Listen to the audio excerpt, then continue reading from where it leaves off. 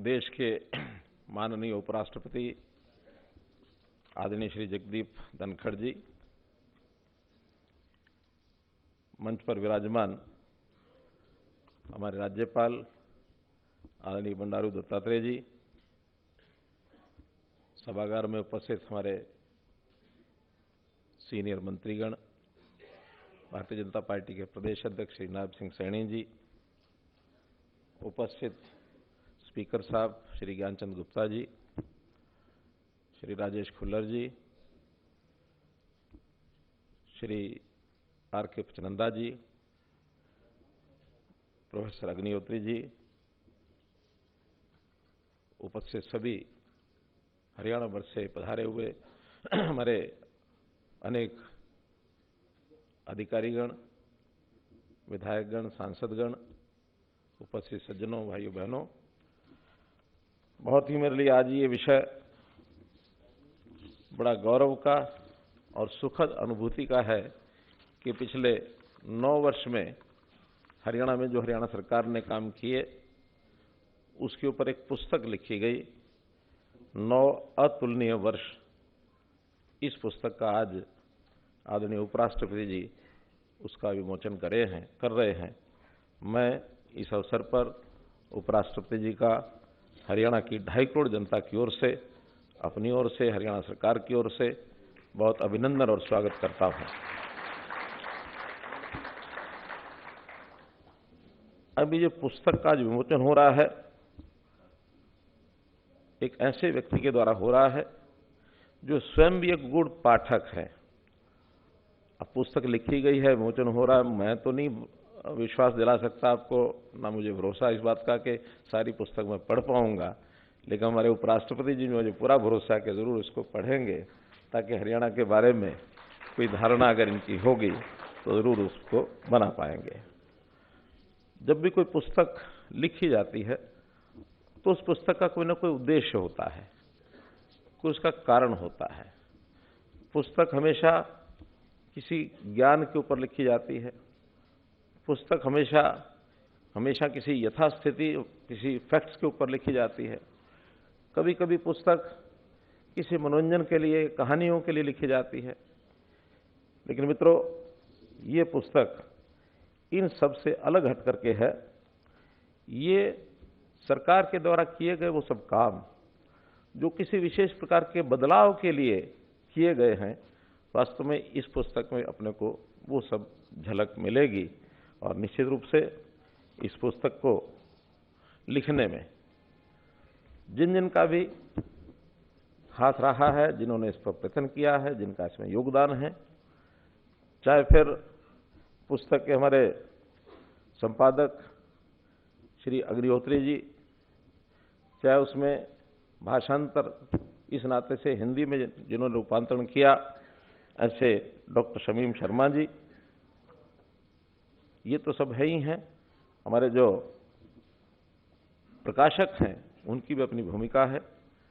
लेकिन इसका जो प्रस्तावना लिखी है, देश के पूर्व राष्ट्रपति श्री रामनाथ जी कोविंद, उन्होंने हमारा निवेदन स्वीकार किया। उन्होंने कहा कि ठीक है, एक अच्छी पुस्तक, हम इसकी प्रस्तावना जरूर लिखूंगा। अब जिस पुस्तक की प्रस्तावना पूर्व राष्ट्रपति जी ने की हो, जिसका लॉन्चिंग सेरेमनी स्वयं उपराष्ट्रपति जी आए हों, और इतने इतने महान विद्वान जिन्होंने उस पुस्तक को बनाने में योगदान किया हो, 2 वर्तमान राज्यपाल और एक पूर्व राज्यपाल, इनका भी इसमें योगदान है। अपने अपने राज्यपाल बंडारू दत्तात्रेय जी, राज्यपाल गुजरात आदरणीय वेदव्रत जी, और ऐसे पूर्व राज्यपाल श्री गणेशी लाल जी। ऐसे कई नाम हैं जिनका उल्लेख करना लंबा हो जाएगा, लेकिन इस पुस्तक को लिखने में एक भूमिका निभाने वाले लोगों में अगर मैं उसको वर्ग के अनुसार चर्चा करना चाहूं तो उसमें राजनीतिक व्यक्ति, पूर्व मुख्यमंत्री, स्पीकर साहब, कई हमारे मंत्रीगण, केंद्र के और प्रदेश सरकार के पूर्व मंत्री, पूर्व सांसद, वर्तमान सांसद, ऐसे 12 राजनीतिक व्यक्तियों ने इसमें अपने अपने लेख लिखे हैं।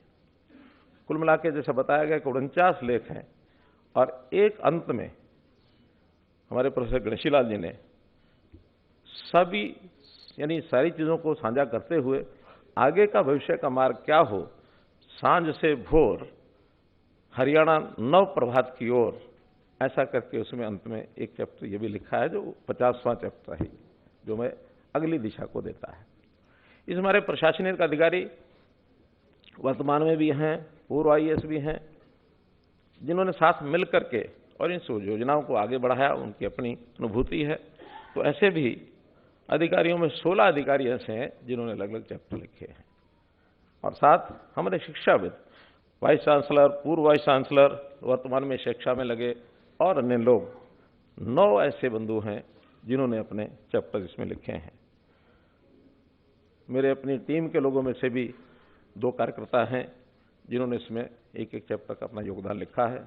कुछ अन्य विशेष विभूतियां, उसमें न्यायमूर्ति, उसमें डॉक्टर्स, उसमें संत समाज के लोग, उद्योगपति, सेनाधिकारी, खिलाड़ी, ऐसे सभी विशेष लोग हैं जिन्होंने एक एक चैप्टर लिखा है।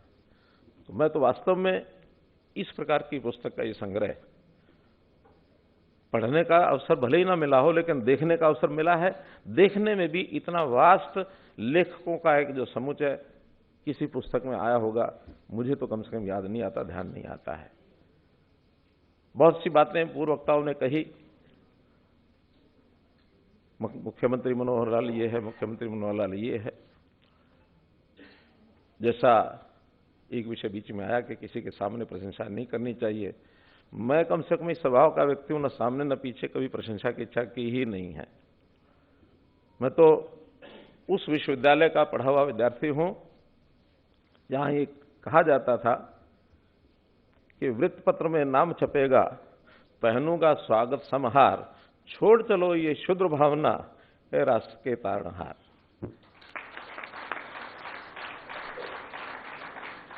आखिर तो हम कोई काम करते हैं किसी प्रशंसा के लिए नहीं करते हैं, काम करते हैं, हमारा अपना एक दायित्व है, हमको एक काम सौंपा गया है, और उस काम सोचने में, काम को करने में जो सोच होती है, जो एक दृष्टिकोण होता है, वो कहीं ना कहीं से व्यक्ति को प्राप्त होता है।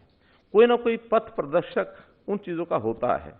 मैं अपने बारे में इतना ही कह सकता हूं कि मैं जिस विश्वविद्यालय का विद्यार्थी रहा हूं, बहुत लोग जानते हैं कि वो विश्वविद्यालय, वो संगठन ऐसा है जिसमें व्यक्ति प्रधान नहीं होता, विचारधारा प्रधान होती है। विचारधारा के आधार पर जो काम करना है, जो दायित्व मिला है, उसको विचारधारा के आधार पर ही आगे करना है। और विचारधारा में जो हमको मिला सीखने को, वो अपने देश और समाज, इसको आगे रख के, मोदी जी कहते हैं हमेशा इंडिया फर्स्ट, सोसाइटी फर्स्ट, हम अपने आप को बाद में रखें, फिर सब चीजें अपने आप सूझती हैं। उस समाज की तकलीफ क्या है, उसको कैसे दूर करना है। और खास करके जैसे हमें से बहुत लोग जमीनी कार्यकर्ता हैं, जमीन से जुड़े रहते हैं, हमको पता है कि जब सामान्य व्यक्ति थे तो उस समय कैसी कैसी कठिनाइयां हमारे सामने थी। उन सब कठिनाइयों को कैसे ठीक करना, समस्या का हल निदान क्या हो सकता है, अगर हम सोचते रहेंगे तो कुछ ना कुछ सामने आएगा। मोदी जी के साथ काम करने का अवसर मिला 90s का जो आखिरी 6 वर्ष, 94 से लेकर के 2000 तक, तो उन 6 वर्षों में बहुत विचार आते थे। और उस समय सरकार में तो मैं नहीं था, लेकिन सरकार के साथ सहयोगी की भूमिका में चौधरी बंसलाल जी के साथ हम लोग थे, लगातार 2.5-3 साल का वो समय भी था। अन्य प्रांतों में हमारी सरकारें थी, हिमाचल में खास करके मेरा आना जाना होता था, उस समय भी चीजें सामने आती थी। हम कई सुझाव देते थे कि ये ऐसा करने से ये समस्या ठीक हो सकती है। मोदी जी के सामने रखते थे तो मोदी जी कहा करते थे कि मेरे सामने क्यों रखते हो। मैंने कभी पूछना चाहता हूं ये बात ठीक है कि गलत है। कहने लगा कभी मत सोचो, कभी मत पूछो, जो आपको लगता कि अच्छा है और ये समाज हित में हो सकता है उसको करना शुरू करो, अगर खराब होगा तो छोड़ दो, ठीक हो तो चलाए रखो। इतनी छूट मोदी जी देते थे। और एक शब्द प्रयोग करना चाहिए तो जैसा वो प्रयोग धर्मी आज भी हम देखते हैं कि कितनी नई चीजें उन्होंने देश के दिशा को ठीक करने के लिए की हैं, वही स्वभाव, वही संस्कार हमने भी अपने संगठनों से सीखा है कि प्रयोग धर्मी बनकर के नए प्रयोग करने में कोई हर्ज नहीं है, कहीं कोई दिक्कत नहीं है। तो जिन नए प्रयोगों की बात राजेश खुल्लर जी ने की है, लगातार दिमाग में आता था और मैं प्रशंसा करता हूं अपनी टीम की कि हमने जब भी कोई विषय उनके सामने रखा तुरंत उसका मर्म समझ करके उसके रास्ते बनाने का काम किया। पॉलिटिकल लीडर अपना टारगेट बता सकता है कि हमारा ये टारगेट है, लेकिन उस टारगेट का मार्ग क्या बनेगा, रास्ता क्या बनेगा, वो अंतर्गत ये हमारी ब्यूरोक्रेसी जो अधिकारी हैं यही निकालेंगे। रास्ता निकालना इनका काम है। और मुझे प्रसन्नता इस बात की, चाहे हमारे संजीव कौशल जी रहे हों, क्योंकि सबसे पहले पीएससीएम संजीव कौशल जी थे, फिर बाद में पीएससीएम राजेश खुल्लर जी आए, और उस समय तो हमको कुछ भी एबीसी पता नहीं होती थी। बहुत जल्दी जल्दी दोनों के साथ संबंध आता था तो शक्लें याद नहीं रहती थी। नाम राजेश खुल्लर आ जाए तो लगता था संजीव कौशल आ गए, संजीव कौशल आ जाए तो लगता था राजेश खुल्लर आ गए। कुछ पता नहीं था हमको ब्यूरोक्रेसी का। मैं सत्य बताता हूं कि अगर किसी आईएएस को मुख्यमंत्री बनने से पहले मेरा अगर परिचय हुआ पूरे उस कार्यकाल में 80 से लेकर के और 2013 तक, एक आईएएस अधिकारी जिसका मेरा परिचय था वो थे टी वेसन प्रसाद। वो रोहतक में जब डीसी होते थे उस समय बाढ़ आई थी रोहतक में, हम लोगों को बाढ़ में काम करने का अवसर मिला। वो सरकार की तरफ से अपना उनका काम लगे हुए थे, हम अपना संघ की ओर से लगे हुए थे। उनसे अच्छा परिचय हो गया था। लेकिन संयोग ऐसा हुआ कि 2014 में जैसे ही सत्ता संभाली वो 2014 में गवर्नमेंट इंडिया में चले गए। तो कुल मिलाकर मैं इन सब योजनाओं के पीछे जिन लोगों ने भी सहयोग किया इन 9 वर्षों में, उन सब का बहुत आभारी हूं। हमने इसमें उपलब्धियों का जिक्र करेंगे तो लंबी हो जाएंगी, उपलब्धियां नहीं, लेकिन जो मूल बिंदु हैं जिसके ऊपर बात की जा सकती है वो है सुशासन, वो है अंत्योदय। आखिर इन 9 वर्षों के अंदर कुछ शब्दों में चीज को सामने रखना हो तो उसके अंदर हमने अभी लेटेस्ट तो ये कहा कि 7S ये हमारी भूमिका में रहेंगे। शिक्षा, स्वास्थ्य, सुरक्षा, स्वाभिमान, स्वावलंबन और सुशासन और सेवा, ये 7S के ऊपर आधारित होकर के हम अपनी सरकार को चलाएंगे। और अगर किसी चीज को ठीक करेंगे, जिसको हमने बिल्कुल जो नासूर बनी हुई चीजें हैं, वो है इस प्रदेश का जो उस समय का क्राइम था, उस समय का करप्शन था, और caste based society, caste based politics. Society में तो कास्ट रहेगी, कहीं जाएगी नहीं वो, लेकिन इसको पॉलिटिक्स में उपयोग करने के बाद जो इसका दुरुपयोग करते रहे राजनीतिक लोग, उसको भी कैसे ठीक करना। हरियाणा एक, हरियाणवी एक का नारा देकर के हम आगे बढ़े। और आज कोई भी ये नहीं कह सकता कि मनोहर लाल के मुख्यमंत्री बनने के बाद और किसी एक जिला विशेष पर ही फोकस किया, बाकी हरियाणा छोड़ दिया, वरना ये इतिहास रहा हरियाणा का। प्रदेश के मुख्यमंत्री होते थे लेकिन काम किसी एक या 2 जिलों में ही रहता था, आगे नहीं होता था। हमने पूरा सारे समाज को समरसता के आधार पर और एक सम्यक विकास, ये हमारी कुल मिलाकर के काम की जो चीज रही। 2014 में जो प्रदेश की अव्यवस्थाएं थी, उन अव्यवस्थाओं को दूर कैसे करना है, इन सब चीजों को ठीक करने के लिए लगातार काम करते रहे। काम करते हुए बहुत लोग उस समय कहते थे कि आप काम बहुत कर रहे हैं लेकिन जनता को जानकारी नहीं है। यानी ऐसा जैसे कोई उत्पादक किसी चीज का उत्पादन करता है, उत्पादन करके रख ले और बेचे नहीं तो उसका उपयोग नहीं है। मेरा कहना यह था कि हम अपना काम कर रहे हैं और जो काम कर रहे हैं उसका अक्सर किसी न किसी को लाभ तो होता ही है। जो लाभ होता है, लाभार्थी है, जो प्रभावित होता है, जो व्यक्ति जिसको कुछ सुख शांति मिलती है, आखिर वो अपने आप बोलेगा तो बोलेगा। लेकिन फिर भी हमारे कुछ साथी, सहयोगी, समर्थक, प्रशंसक वो सब कहते थे नहीं, इससे काम नहीं चलेगा। हमें इसको कहीं ना कहीं एक प्लेटफॉर्म पर ला करके आगे बढ़ाना होगा। हमें मीडिया के माध्यम से आगे जाना होगा। बहुत तरह के मीडिया, सोशल मीडिया है, हमारा प्रिंट मीडिया है, हमारा इलेक्ट्रॉनिक मीडिया है। तो आजकल नई नई विधाएं ही सब चल पड़ी हैं, तो उसके सारे आगे बढ़ना चाहिए। बहुत सरकारें ऐसा करती हैं, बहुत व्यक्ति ऐसा करते हैं, अपने आप को आगे बढ़ाने के लिए दुनिया भर का सारा बजट लगाते हैं। कभी भी 9 साल में हमने उतना नहीं किया, फिर भी जितना आवश्यक उतना सब करते रहे। लेकिन जब ये सारा करते करते पचनंदा जी से जब बातचीत हुई तो उन्होंने कहा कि नहीं, हमको ऐसा करना चाहिए कि इन सब चीज़ों को एक पुस्तक में संकलित करेंगे तो एक ही समय में एक ही स्थान पर सब चीज़ें उपलब्ध हो जाएं, ऐसा कोई प्रयत्न करना चाहिए। तो मैंने तो पचनंदा जी को कहा कि देखिए, आप कर सकते तो करो, मेरे बस का तो कम से कम नहीं है।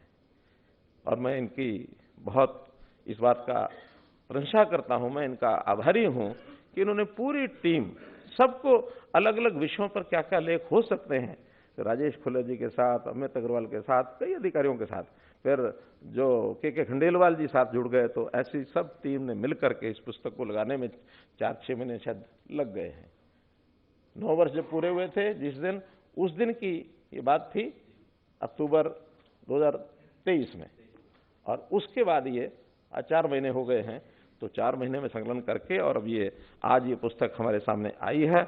इस पुस्तक के आधार पर हम लोगों ने जो इसका सारा संकलन, अभी आपके हाथों में तो आई नहीं है, अभी जैसे विमोचन होगा निश्चित रूप से यहाँ शायद प्रकाशक महोदय ने बाहर इसका लगाया होगा प्रदर्शन, कुछ कीमत रखी होगी, जो भी कुछ होगा सूचना हमारे एमसी साहब दे देंगे। तो उसको जरूर हमको पढ़ना चाहिए और पढ़ करके इन सब का उपयोग अपने लिए भी करें, समाज में जहां आवश्यकता वहां करें, और जो खास करके राजनीति से जुड़े लोग हैं जिन्होंने इस समाज परिवर्तन की दिशा में कोई अपनी भूमिका निभानी है, जरूर उसमें कुछ ना कुछ सूत्र ले सकते हैं। तो उसके आधार पर जरूर आगे बढ़ना चाहिए। 9 वर्ष के काम, उसके होने वाले बदलाव, इसकी उल्लेख जरूर इसमें है। लेकिन एक बात जरूर हम ध्यान करें कि 9 वर्ष से काम हम कर रहे हैं, ये नहीं मानना चाहिए कि जो करना था सब हो गया। करना बहुत बाकी है, स्काई इज द लिमिट। इसलिए उस सारे काम को लगातार जारी रखेंगे, और जारी रखने में मेरी अपेक्षा है आपसे भी कि आप भी इस भूमिका में सहयोग करेंगे, और इस सहयोग करने में जो जिसके नाते से कर सकते हैं, मेरा मानना है कि आप सब लोग इसका सहयोग करेंगे मुझे। और राजनीतिक संस्कृति, इसमें जो बदलाव लाने की मुहिम मोदी जी ने चलाई है, उस मुहिम के अंदर हम सब सहभागी बने। इतनी सब बात करते हुए पुनः आप सबका बहुत बहुत आभार, धन्यवाद। और विशेष रूप से उपराष्ट्रपति जी आदरणीय जगदीप धनखड़ जी, जिन्होंने आज बहुत, मैंने सिर्फ संकेत किया कि ऐसी एक पुस्तिका है, सहर्ष स्वीकार किया। और मुझे तो इस बात की प्रसन्नता है कि जब भी हरियाणा में जिस भी काम के लिए मैं आपके पास गया हूं, आपने तुरंत उसको स्वीकार किया है और हमारा मार्गदर्शन करने के लिए हमेशा तैयार रहे हैं। बहुत उत्साह हमारा बढ़ता है। इसी प्रकार आप हमारा सहयोग करते रहें। बहुत बहुत धन्यवाद, बहुत बहुत आभार।